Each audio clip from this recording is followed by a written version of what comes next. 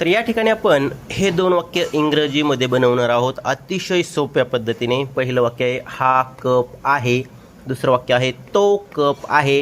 आता दोन्हीमध्ये काय फरक आहे ते पण सांगतो बघा. आता बघा, ज्यावेळेस वस्तू जवळ असते, आपण जसं हे बघा, आता हा कप आहे, आपण जवळून म्हणतो हा कप आहे.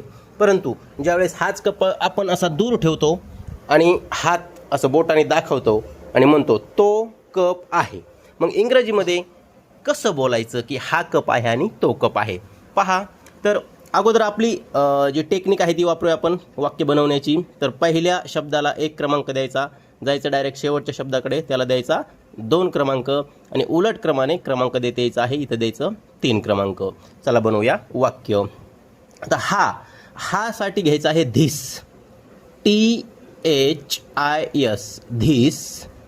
आता 2 नंबरला आहे साठी इज, धिस इज. आणि 3 नंबरला कपसाठी अ कप घ्यायचा आहे, अ कप. आता बघा, तो कप आहे, ज्यावेळेस आपण दूरची वस्तू अशी बोटाने दाखवतो त्यावेळेस आपण म्हणतो तो कप आहे.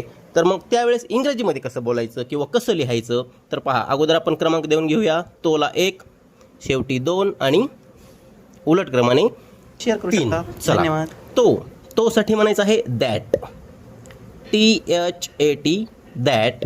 2 नंबरला आहे साठी इज, दॅट इज. आणि कपसाठी अ कप. एवढ्या सोप्या पद्धतीने आपण इंग्रजी वाक्य बोलू शकतो. तुम्ही तुमच्या घरातली कोणतीही वस्तू अशी बोटाने दाखवून तुमच्या मुलांसोबत प्रॅक्टिस करा, कारण इंग्रजी ही जास्तीत जास्त अनुभवातून शिकली जाते.